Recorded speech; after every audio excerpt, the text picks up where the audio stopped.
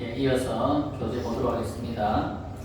자, 이 혼탁한 세상을 밝히는 방법이 바로 십선도인데, 십아급이 오타각세를 더 혼탁하게 하는 것이라고 한다면 십선도는 그것을 밝히는 것이다. 어떻게 십선도를 실천할 것인가 하는 문제가 남아있는데, 앞서 십악에서도 보았듯이 십선도도 세분하면 삼업으로 어떤 행위를 할 것인가 하는 것이다. 그러니까 신고의 삼업으로 악업을 지으면 10가지 악업이 되는 거고, 신고의 삼업으로 10가지 선업을 닦으면 이제 그것을 십선도라고 한다는 거죠. 첫 번째, 몸과 관련된 규칙이다. 이 규칙이라는 말을 쓴 것은 어떤 인과적인 법칙을 가지고 있다, 이런 뜻이에요. 인과적인 법칙. 그러니까 선법을 지으면 선과를 받게 되고, 그리고 악업을 지으면 악과를 받게 된다 라는 뜻으로 규칙이다, 이렇게 설명한 겁니다. 몸과 관련된 규칙으로는 삼복승을 죽이지 말고 살려주는 것, 그게 이제 방생이주고요. 남의 것을 훔치지 말고 남에게 베푸는 것, 이건 이제 무엇이? 다른 사람과 삿된 관계를 갖지 말고 정숙한 생활을 하는 것, 그것은 이제 범행. 이 세 가지를 지키지 않을 경우 자신에게도 해로울 뿐 아니라 다른 이를 고통에 빠뜨리는 원인이 되는 것이다. 아까 말씀드린 것처럼 원인과 결과라고 하는 그런 이제 규칙성을 가지고 있기 때문에 규칙이다, 이렇게 생각하는 겁니다. 둘째, 말과 관련된 규칙. 사소한 말 한마디가 상대방 가슴에 미수를 꼽는 경우가 있다. 언어 생활이 그만큼 중요하다. 먼저 남에게 정직하지 못한 말을 하는 것은 자신의 조그마한 이익을 생각하기 때문이다. 거짓말은 자신감을 상실한 사람이나 숨길 것이 많은 사람들이 하는 짓이다. 스스로 당당한 사람이 되어 거짓말에 쏟는 노력을 긍정적인 분야로 돌려 정직하게 살아가야 한다. 그리고 부드러운 말로 사람들에게 감동을 주고 안온한 상태에서 서로 평검을 터놓고 말할 수 있어야 한다. 남을 속이는 것이 결국은 나를 속이는 것이다. 이런 행동이 계속되면 나중에는 습관적으로 남을 속이게 된다. 인간의 자의식은 언제나 잠재하고 있으므로 남을 속이다 보면 나중에는 누가 나를 속이는 것은 아닌지 남을 의심하게 되는 것이다. 그리고 이것이 깊어지면 좋지 않은 심리적 변화를 일으키기도 한다. 따라서 바른 말로 신뢰를 쌓아야 하며 이상한 말로 남을 현혹시키지 말아야 한다. 우리 속담에 사촌이 논을 사면 배가 아프다는 말이 있다. 이것은 남이 잘 되는 것을 못 봐주는 마음에서 나온 것이다. 마찬가지로 이런 마음 상태가 지속될 경우 믿음보다는 불신이 깊어져 사회가 혼란스러워진다. 이간질은 비윤리적임을 알아야 하며 서로를 이해하고 화합으로 이끄는 말을 사용해야 한다. 여기서 말한 규칙처럼 우리가 말을 나쁜 방향으로 사용하게 되면 자기 개인적으로도 악업이 되고 다른 사람에게도 큰 피해를 주고, 이런 것이 사회에 만연하게 되면 어찌 됩니까? 사회가 불신이 팽배하고 사회가 그만큼 혼란스러워지고 혼탁해지고 또 서로를 믿지 못하는 세상이 되지 않습니까? 그죠? 그렇게 되면 자연적으로 이 나라가 망하는 거죠. 망하는 거죠. 그렇기 때문에 말과 관련된 규칙에서 우리가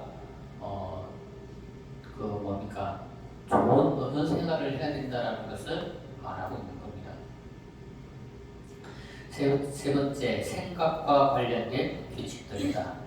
우리들은 탐욕과 성냄과 어리석음 속에서 살아간다. 이것을 극복할 수 있는 길은 계율, 선정, 지혜의 사막을 닦아 나아가는 것뿐이다. 잘못된 행동의 뒷면에는 탐욕이 자리하고 있다. 따라서 탐욕을 버리는 정신 수양이 필요하다. 부처님께서는 늘 무욕의 경지를 설하셨다. 제가 볼 자들은 탐욕을 억제하고 지속하는 삶을 살아가야 한다. 여기 보면 이제 탐욕을 잘 억제하고 지속하는 삶을 살아가야 된다라고 하는 대목에서 부연 설명을 드리자면, 그 돌아가신 법정 스님이 뭐 때문에 유명해졌습니까? 무소유죠. 그럼 이 무소유는 부처님 가르침일까요? 아닐까요? 예? 뭐라고? 부처님 가르침? 이거는 부처님 가르침이 아닙니다. 금방 여기서 말했죠. 탐욕을 억제하고 지속하는 삶을 사는 거다. 만족하는 삶이에요. 만족하는 삶.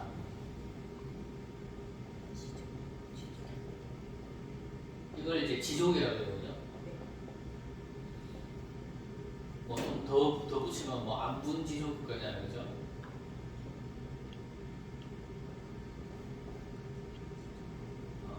자기 분수의 안주에서 지금 현재 가지고 있는 것에 만족하는 거예요. 이건 또 다른 말로 하면 집착하지 않는 거예요. 탐욕에 집착하지 않는 거예요. 무소유는 왜 부처님 가르침이 아니냐라고 얘기하면, 부처님 당시에 나체 수행자들이 있었어요. 나체 수행자. 지금도 인도에 가면 있어요. 이 나체 수행을 주장한 사람이 마하비라는 사람인데, 지금도 인도에 가면 옷 하나 없이 그냥 나체로 그냥, 이 사람들이 주장한 게 뭐냐? 무소유. 부처님은 무소유를 말하신 적이 없어요. 지속, 만족하는 삶. 그러니까 집착하지 않는 거예요. 내가 억만금을 가지고 있어도 집착하지 않는 거예요. 근데 우리는 많이 가지면 많이 가질수록 집착을 해. 집착을 해.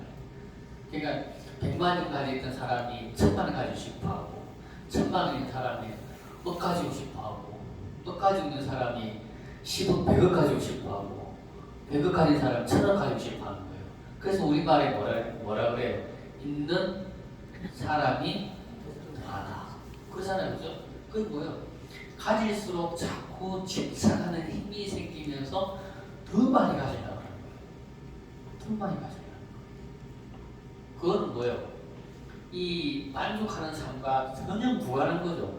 내가 1억 가지고 장사했는데 10억을 벌었어. 그럼 뭐예요? 진짜 집착 안 해. 내가 열심히 한 것밖에 없는데, 근데 이만큼 벌었네?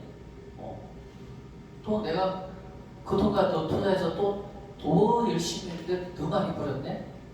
그 사람은 1억 가진 사람이 10억 벌려고 아웅다웅하면서 속된 말로 말하는 것처럼 가진 돈이 더한 것처럼 하는 게 아니고, 내가 열심히 하다 보니까 이만큼 버는데 또 내가 열심히 살아보면 또 이만큼 버는데, 그러니까 그 사람들은 어떻게 생각해요? 미국의 많은 부자들이 이렇게 해서 내가 벌어보니까 이거는 내 혼자 얻어진 부가 아니고 세상 사람들이 나에게 주는 거라는 것을 인식하고 다시 세상에 내놓잖아요. 그게 뭐예요? 그 자기 현재 모든 지금 현재 삶에 만족하기 때문에 그게 가능한 거예요. 만족하기 때문에. 내가 1억을 가지고 있어도 만족스럽고, 속된 말로 100만 원 가지고 있어도 내 삶이 만족스럽고, 그 많은 10억, 100억, 1000을 가지고 있어도 그냥 그 자체로 그냥 만족스러운 거지, 그것에 집착하지 않기 때문에 그것을 사이에 내놓을 수가 있는 거예요. 그래서 불자들의 삶은 만족하는 삶이에요. 열심히 살고 노력하면서 살고 내가 내 손에 떡이 하나 있든 두 개가 있든 내 삶에 만족하면서 살아가는 거예요. 그러니까 돈에 집착하지 않고 돈의 노예가 되지 않고 만약에 부처님 가르침처럼 무소유가 부처님 가르침이었다고 한다면 부처님 당시에 출가 스님들이 출가 비구가 이 마비라고 하는 사람처럼 옷 하나 없이 빨가벗고 살아야 되는 거예요. 이것도 소유잖아요. 옷 한 벌은 소유 아닐까요? 뭐 타타타처럼 태어날 때 그것을 옷 한 벌 없이 태어났는데 옷 한 벌 없이 태어난 사람이 옷 한 벌 가지면 이거 소유 아닐까요? 꼭 뭐 집 있고 차 있고 뭐 있어야 그것만 소유인가요? 그렇잖아요, 그죠? 그런 뜻이면 그것도 다 소유예요. 불교는 무소유가 아니고 소유의 문제가 아니고 그것에 대해서 집착하지 말라는 거예요. 그것에 대해서 만족하라는 거예요. 떡을 가졌든 천을 가졌든 뭘 가졌든 간에 내한테 뭘 가졌든 간에 내 삶에 만족하면서 살아가라는 거예요. 무소유는 이것도 가지고 이것도 승복도 가사장삼도 없어요. 그러니까 이 법정 스님이 무소유 하나 때문에 유명해졌지만 불교를 모르는 사람들은 무소유가 불교인 것처럼 알고 이야기하는 사람들이 있어요. 그러니까 불교를 모르는 사람들이 무소유가 하나 가지고 부처님 가르친다 생각하고 불교를 욕하는 거예요. 뭐 스님이 뭐 하나 불소유네 어쩌네 저쩌네 하는 이유가 무소유가 부처님 가르침이라고 생각하기 때문에 그렇게 이야기를 하는 거지만 부처님의 가르침은 그게 가지고 있는 것에 집착하지 않는 것, 가지고 있는 것에 만족하면서 살아가는 것. 어떤 스님이 자기 아는 스님이 자기한테 놀러 왔더래요. 근데 차를 막 마시다가 그 스님이 찻잔이 마음에 들었는지 이 찻잔 마음에 드는데 내가 가져갈게. 그러니까 그 스님이 그랬대. 그거 하나밖에 딱 두 개밖에 없는데. 그러니까 하나도 많다. 뭐 하나도 많구만은 그러더래요. 두 개 있는데 하나 가져가면 하나 있잖아요. 그 하나도 많다는 거예요. 그게 뭐예요? 집착하지 말라는 거 아니잖아요. 그죠? 그 하나도 없는 사람도 있잖아요. 그죠? 그 집착하지 말라는 거예요. 하나도 많구만은 그러더래요. 그래서 스님 가져가시라고 했대요. 이게 바로 뭐예요? 이게 바로 다 집착하지 않는 거예요. 그것에 집착하지 않고 두 개 있다가 하나 있는 거면 두 개 있는 게 더 만족스럽겠지.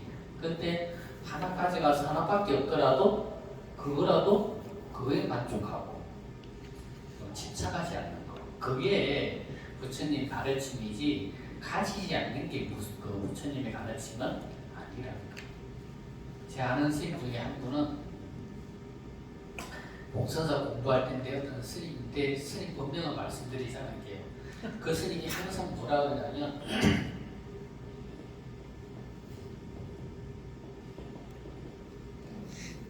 항상 텅빈 충만이라고 말해요. 그 스님이. 그래서 내가 그랬어요. 아니 개뿔 아무것도 없는데 무슨 텅빈 충만이냐. 많은 사람이 많이 가지고 있는 사람이 남한테 그것을 다 사리에 기부하고 말할 때 정말 텅빈 충만이다 이야기하면 그건 이해되는 거예요. 그죠? 근데 개뿔 아무것도 없는데 뭘 텅빈 충만이야. 아무것도 없는데 아무것도 없으니까 자기 욕망을 다른 식으로 돌려서 멋있게 표현한 게 텅빈 충만이라고 늘 그렇게 얘기해요. 근데 그 스님 지금도 그렇게 살아요. 그건 뭐예요? 자기 마음을 속이는 거예요. 그러니까 불교의 부처님 가르침은 저렇게 텅빈 충만이 아니고 텅빈 충만이 아니고 뭐다? 지금 현재의 내 삶에 만족하는 거. 그리고 집착하지 않는 거. 그러면서 내가 행복하게 살아가는 게 부처님의 가르침이지 무소유가 부처님 가르침이라고 생각하면 안 돼요. 무소유가 부처님 가르침이라고 생각하면 잘못 이해할 수가 있고 내가 없는 것이 당연하다고 생각할 수가 있는데 그게 아니에요. 내가 늘 열심히 노력하고 열심히 사는 것이지만 열심히 살아도 내 손에 하나가 있을 수도 있고 두 개가 있을 수도 있잖아요. 그죠? 하나 있으면 하나 있는 대로 내가 만족하고 두 개 있으면 두 개 있는 대로 만족하면서 내가 행복하게 살아가는 거예요. 내가 늘 열심히 사는 거예요. 그리고 가지고 있는 것에 집착하지 않는 거. 그래서 이게 부처님 가르침이지 무소유가 부처님의 가르침은 아니다. 잘 이해하시기 바랍니다. 자, 한편 남을 배려하지 않고 화를 내는 경우 인간관계를 불편하게 만들고 돌이킬 수 없는 분열과 대립으로 몰고 갈 수 있다. 따라서 자신의 조급한 마음과 남을 배려하지 않고 화내는 마음을 다스리는 일이 중요하며 그것은 수행을 통해 이루어져야 한다. 성냄이 없는 경지를 무진해라고 한다. 자, 넘어가겠습니다. 악세에 이어서 큰 지혜와 신통력에 대해서 설명하도록 하겠다. 큰 지혜란 다른 사람에게 올바른 스승이 되어주는 것이고 다른 사람에게 모범이 되어주는 것이며 더 나아가서 사회의 모범이 되고 사표가 되는 것이다. 이 오타각세에서 악세를 밝힐 수 있는 사표가 되시는 모습을 부처님께서 대중들에게 보이고자 수많은 부처님들께서 찬탄하시는 것이다. 자, 예전 성철 스님의 모습이나 이후 종교의 김수환 추기경의 모습에서 우리들은 수많은 감동을 받았고 스스로의 자정의 노력을 기울였다. 이처럼 인천의 사표가 나타나면 수많은 사람들이 감화를 받는다. 이처럼 내면의 거룩하고 성스러운 모습은 내면의 대지혜가 갖추어져 있을 때 가능한 것이라고 하겠다. 내면에 삭된 지혜가 도사리고 있으면 자신이 대승인이고 구원자인 구세주처럼 행동하고 행세하면서 수많은 사람들을 현혹시키고 도탄에 빠뜨린다. 우리들은 이런 사람들을 수많은 매체와 신문을 통해서 보았다. 이처럼 올바른 지혜는 사회를 정화시키지만 삿된 지혜는 수많은 사람들을 도탄에 빠뜨리게 하는 것이다. 그러니까 지혜라고 하는 것은 이게 내면 속에서 외면으로 드러나는 거라는 거죠. 그래서 외면 속으로 드러나면 그 사람을 통해서 다른 사람들도 내면의 정화가 되고 또 사회에 어떤 큰 선한 영향을 미쳐서 또 사회도 깨끗하게 정화시키는 그런 힘이 있다는 거죠. 그것을 가지고 우리는 큰 지혜다 이렇게 이야기를 한다는 겁니다. 자, 신통력이라는 게 하늘을 날고 땅으로 사라지고 나타났다가 사라지고 하는 것들을 신통력이라고 한다. 하지만 이런 신통력을 사용하는 것은 자신에게나 사회에게나 아무런 도움이 되지 않는다. 이런 신통력은 부처님께서도 금지하신 일이다. 그렇다면 신통력을 어디에 사용하고 신통력은 무엇을 의미하는 것인가? 신통력은 사회를 변화시키고 일체 중생들의 괴로움에서 벗어나게 해주며 다른 사람들의 능력을 최대한 이끌어주는 것이 바로 신통력이다. 또 다른 의미에서 보면 사물의 도리, 인과의 법칙, 자연의 변화를 아는 것이 바로 신통이다. 그러니까 이처럼 이제 신통력이라는 것은 이제 부처님 당시에 함부로 사용하는 것을 금지하신 적이 있어요. 그러니까 신통에 현혹이 되면 예를 들어서 부처님 당시 중에 먹는 존재는 신통 제일이라고 지금까지 칭송을 받았잖아요. 그죠? 그러면 목련 존자가 신통을 막 부려요. 그러면 다른 사람들 어떻게 생각해요? 아, 부처님 제자들은 다 신통을 부릴까 보다. 그러면 신통을 안 부리는 스님은 스님도 아니고 부처님 제자도 아닌가 보다. 이렇게 생각할 수가 있는 거예요. 신통에 현혹이 되면. 그러니까 부처님이 함부로 신통을 사용하지 못하게 하신 거죠. 우리 법화경에도 보면 신통에 대한 이야기가 많이 나오잖아요. 그죠? 그 중에 보면 묘자응왕 본사품에 보면 부처님 그 묘자응왕의 아들인 정장과 정안이라고 하는 왕자가 출가를 하고 싶어. 그러니까 어머니를 찾아가잖아요. 그죠? 어머니에게 찾아가서 어머니 출가를 하고 싶습니다 라고 하니까 어머니가 뭐라 그래요? 너희 아버지도 교화를 해라. 너희 아버지를 교화하면 출가하기 좋을 거다. 이렇게 이야기를 하잖아요. 그죠? 그러니까 정장과 정안이 아버지가 계신 궁에 가서 온갖 신통의 모습을 다 보여줘요. 그러니까 아버지가 희고한 마음이 일어나서 물어보잖아요. 너희들의 스승은 누구냐? 저희들의 스승은 부처님입니다. 그러면 너희 스승을 나도 가서 찾아가서 참여하고 싶다. 이런 스토리가 나오잖아요. 그죠? 그러면 그때의 신통은 뭡니까? 그 왕은 원래 삿된 가르침을 믿는 사람이라고 했잖아요. 그죠?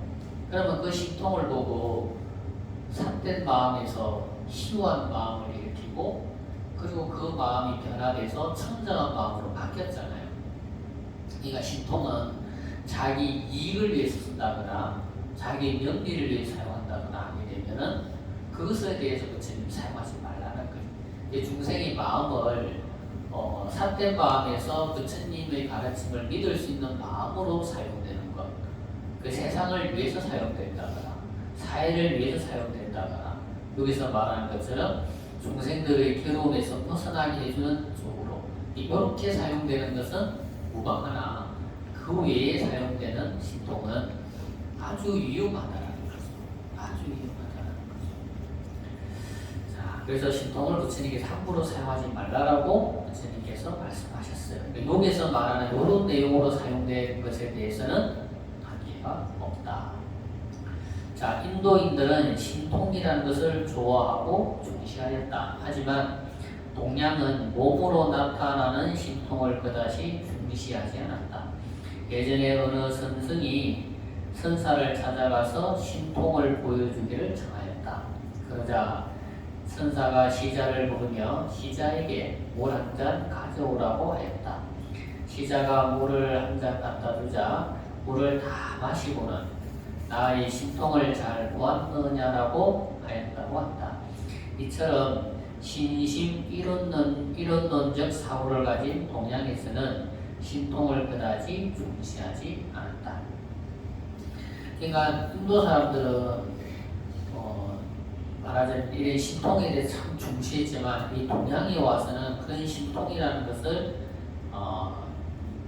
중요시 여기지 않았다. 신심 이론론적인 사고라는 것은 몸과 마음이 하나라고 보는 거예요. 몸과 마음이 하나라고 보는 사고. 그런 사고를 가진 동양에서는 그런 신통이라는 것은 크게 중요하게 보지 않았다는 거죠. 물론 이제 그 신통이라는 것도 대단한 거지만 신통을 중시하지 않았다라고 하는 것은 이 동양의 사고로 볼 때는 그게 중요하지 않다고 볼 수밖에 없었던 이유는 부처님 경전상에서도 신통에 대해서 부처님께서 말씀하신 이제 내용도 있고 또 그 신통이라고 하는 것도 있다가도 없을 수도 있고 있다가다 없을 수도 있고 그 신통이라는 것을 잘못 사용하면 양날의 칼이 되어서 자기 자신도 망치고 또 다른 사람도 망칠 수 있는 그런 게 있기 때문에 신통을 중시하기보다는 마음을 수양하는 쪽으로 마음을 수양하는 것을 더 중시했다 이렇게 보시면 되겠습니다. 그러니까 신통을 놔두기 위해서 신통을 놔두는 쪽으로 몸을 수행하는 것이 아니고 그 신통도 사용하는 사람의 마음을 더 중시했다는 거예요. 그러니까 이 우리 마음을 잘 수양하는 것이 더 중요하지 이제 몸으로 나타나는 날아다니고 어떻게 하는 그런 신통이 더 중요한 것은 아니다 이렇게 판단하는 거죠. 자, 이어서 강강한 중생을 다스리고라고 하는 대목을 이제 한번 살펴봅니다. 우리 원문에서 보면 이 사바세계 중생들은 강강한 중생들이라고 해서 그죠? 강강한 중생들을 조복해서 이렇게 해서 그죠? 강강한 중생들. 그래서 강강한 중생들은 어떤 중생인지 한번 살펴보겠습니다. 자, 유마일 소설경에서 연부제 중생들은 강강해서 교화하기 어렵다고 하였다. 자, 우리 법화경에서도 보면 그 부처님께서 이 법화경을 누가 널리 유통하겠느냐. 그러니까 시방 세계에서 온 불보살님들이 뭐라고 이야기합니까? 저는 이 법화경을 제가 있는 다른 불국토에 가서 이 법화경을 널리 연설하겠습니다. 왜냐하면 이 사바세계 중생들은 불신이 많고 잘 믿지 않기 때문에 이 타방세계에 가서 법화경을 널리 연설하겠습니다. 이렇게 이야기를 하잖아요. 그렇죠? 그러니까 이 사바세계에 살아가는 중생들이 좀 특징이 좀 불신하고 좀 고집이 세고 좀 의심이 많고 또 고집이 센 그런 성향들을 가지고 있다는 거예요. 사바세계 중생들 성향이. 그래서 강강하다라고 하는 말은 성격이 억세고 고집이 억세여서 고집불통인 사람이기 때문에 부처님께서 하시는 말씀을 잘 믿지 않고 또 잘 받아들이지 않는다는 말이다. 자, 우리나라가 일제 36년을 지나고 6.25를 지나 농촌 중심의 문화에서 도시화로 바뀌면서 우리의 전래 사상인 원선 칭학적 사고가 사라지면서부터 인과법을 믿지 않게 되었다. 그러니까 이 권성 칭학적인 사고라는 건 뭡니까? 이게 인과법의 바탕을 두고 있는 사고예요. 그러니까 우리나라 옛날에 지금은 좀 바뀌었지만 옛날 드라마나 옛날 야기곡 어떻습니까? 악한 사람은 마지막에 큰 벌을 당하고 착한 사람은 마지막에 더 좋은 값을 받아서 행복하게 잘 산다. 이게 뭡니까? 이게 권선 징악적인 사고예요. 이게 부처님 말씀하신 인과응보적인 법칙입니다. 자, 그래서 강강한 중생들은 이 부처님의 인과법을 믿지 않으며 또 믿으려고도 하지 않는다. 이 인과법을 말하면 미실이나 덜떨어진 이야기라고 치부해 버린다. 지금만 이런 사람이 있는 것은 아니고 부처님 당시부터 그 이후에도 이런 사람들은 있었다. 이 인과법을 믿는 사람은 유연한 사람으로 부처님의 설법을 들으면 단박에 불법을 믿는다는 것이다. 또 다른 의미에서 강강한 중생들이 있다. 이런 사람들은 어떤 사람인가 하면 부처님의 법을 말해주면 믿으면 되는데 꼭 이렇게 말한다. 저는 아직 잘 몰라서 라고 말을 하거나 아니면 아직은 어리석은 중생이라서 라고 말하는 사람들이 있다. 이런 분들도 다른 의미에서 보면 강강한 중생들이다. 저는 아직 잘 몰라서라고 하는 분의 심리는 아마도 정말 모르기도 하겠지만 알면 왠지 피곤할 것 같고 귀찮아질 것 같아서 하는 의미일 수도 있다. 또 아직은 어리석은 중생이라서라고 하는 분들은 고집이 센 분들이라고 생각한다. 법문을 듣기 전에 잘 몰라서 미혹하고 어리석어서 실수를 했지만 지금 법문을 듣고 어떻게 해야 하는지를 알았습니다 라고 해야 하는데 아직은 어리석은 중생이라서라고 하는 것은 예전처럼 그냥 중생으로 살고 싶다는 말뜻밖에 되지 않는다. 그러니까 그냥 고집세고 그냥 안 믿고 불신하고 막 이런 사람은 그냥 건강한 중생들이고, 또 다른 의미에서는 사람은 순한 것 같은데 꼭 사람은 순한데 그 가지고 있는 생각이 잘 안 바뀌는 중생들, 그런 중생들을 가지고 말한다, 이렇게 이야기를 하면 돼요. 그러니까 부처님이 가르침이 뭔지 잘 설명해주면 잘 듣고 난 다음에 그래요.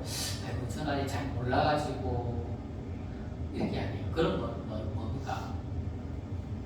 왠지 그냥 이게 알면 피곤하고 그냥 그렇게 해야 될 것 같고 하기 싫은 거죠. 그래서 그래 말하는 사람들, 아니면 저는 어리석은 중생이라서 잘 안 됩니다. 저는 어리석은 중생이라서 힘듭니다. 저는 어리석은 중생이라서 잘 모릅니다. 그러니까 늘 언필칭 어리석은 중생이다라는 말을 쓰는 사람들도 다른 의미에서 보면 그 사람들도 또한 강강한 중생들이다, 이렇게 생각하시면 되겠어요. 그래서 이 강강한 중생들은 이런 강강한 중생들을 제도하기 위해서 부처님께서 말씀하신 게 인과법이고, 그 인과법을 극대화시켜서 설명하시는 부분이 뭐냐? 그게 바로 지옥이라는 거예요. 지옥. 아무리 고집세고 억세고 강강한 중생이라 하더라도 지금 내가 악업을 지으면 다음에 지옥에 간다라고 한다면 좀 생각해 볼 거 아니에요. 또 고민이 될 거 아니에요. 아, 내가 이렇게 하면 다음에 죽으면 아이고 이런 지옥에 가는구나. 아이고 안 해야지. 안 해야 되겠다. 최소한 이런 생각을 가지게 된다라는 거죠. 그래서 지옥이라는 것은 바로 강강한 중생들을 위해서 부처님께서 설법하신 게 바로 지옥이라는 거예요. 그래서 지옥은 없는 건 아니에요. 있는 거예요. 있는 건데 인과법이라고 하는 가르침에서 한 단계 더 나아가지고 이것을 극대화시켜가지고 부처님께서 말씀하신 게 바로 지옥이다, 이렇게 생각하시면 되겠습니다. 그래서 이 지장경을 설한 것은 효경을 가르치기 위해서 설명하시는데, 그 효경의 대상이 누구냐? 바로 강강한 중생들이 그 대상자가 된다는 거죠. 부모에게 효도하고 형제가 위에 있고 윗사람 공경하는 그런 사람들이는 지옥 갈 일이 없어요. 근데 부모에게 불효하고 지밖에 모르고 남을 존중하지도 않고 윗사람 공경하지도 않고 형제간에 우애 없고 이런 사람들을 부처님이 표화하기 위해서 지장경을 설하시는데, 그 중에 방편으로서 극대화시켜서 말씀하시는 내용이 바로 지옥에 대한 내용이다, 이렇게 생각하시면 되겠습니다. 오늘 강의는 여기서 마치도록 하겠습니다. 네, 모두 성불합시다.